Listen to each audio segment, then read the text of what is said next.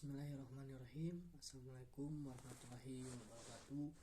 Perkenalkan, nama saya Asep Riyadi dari kelas 3A dengan nomor NIM 2101938.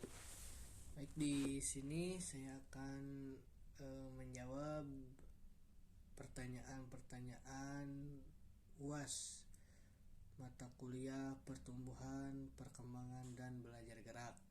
Baik, langsung saja.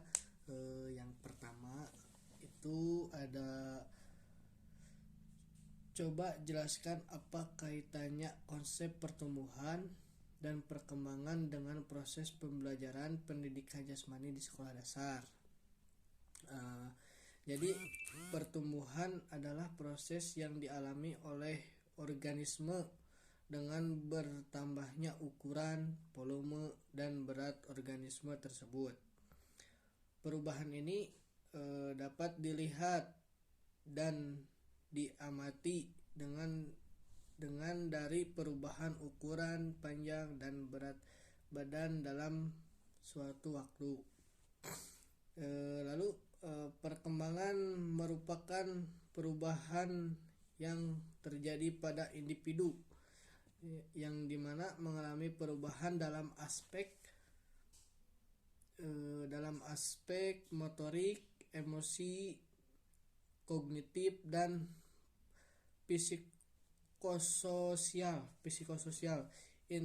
Interaksi individu terhadap lingkungan pendidikan jasmani di sekolah akan membantu anak tumbuh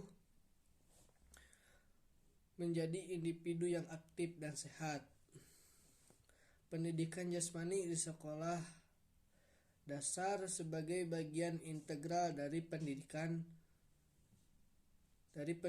akan membantu para siswa untuk dapat menjalani proses pertumbuhan dan perkembangan secara optimal, baik fisik, motorik, mental, dan sosial. Lalu yang kedua, coba jelaskan tentang perkembangan hidup sepanjang hayat. Nah, jadi mulai dari dalam kandungan, lahir, kemudian dewasa dan tua, kemudian terjadi perubahan dalam aspek motorik,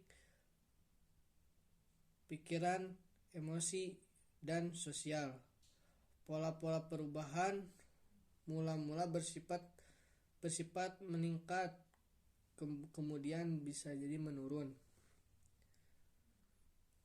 Lalu yang ketiga, kenapa stunting sangat berbahaya bagi generasi mendatang. Jadi stunting berpotensi memperlambat perkembangan otak dengan dampak jangka panjang berupa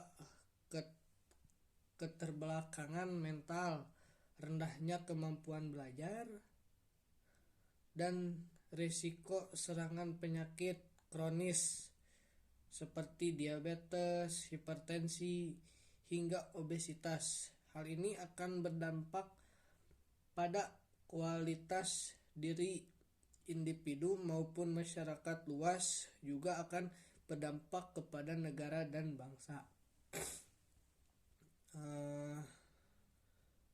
Lalu yang keempat, apa yang akan dialami siswa jika siswa tersebut mengalami stunting.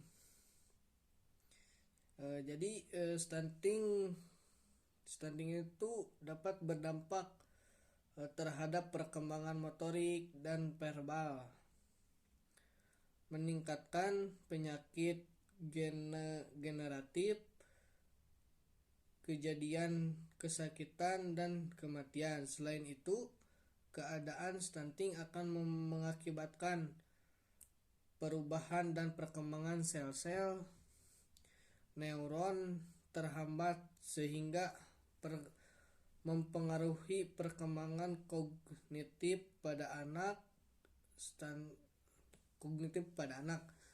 Stunting pada anak tentunya siswa akan mengalami kesulitan terkait menerima materi atau pembelajaran.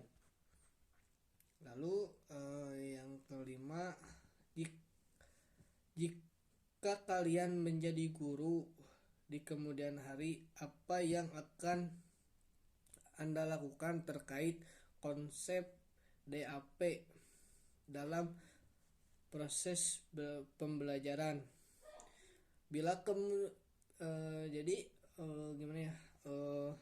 kemudian hari menjadi guru dan menerapkan konsep DAP, maka saya akan memberikan materi dan cara mengajar peserta didik sesuai dengan pertumbuhan dan perkembangan atau usianya.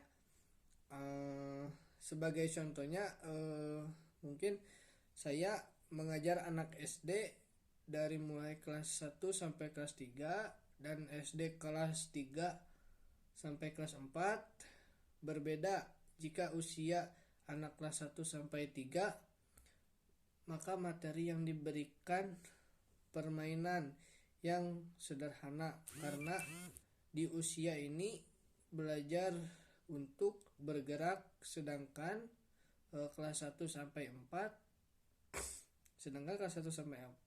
anak sudah mulai diberi materi kognitif seperti bagaimana cara berlari yang benar dan sebagainya.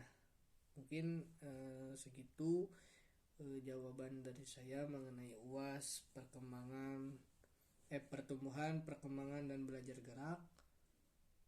Wabillahi taufiq wal hidayah. Assalamualaikum warahmatullahi wabarakatuh.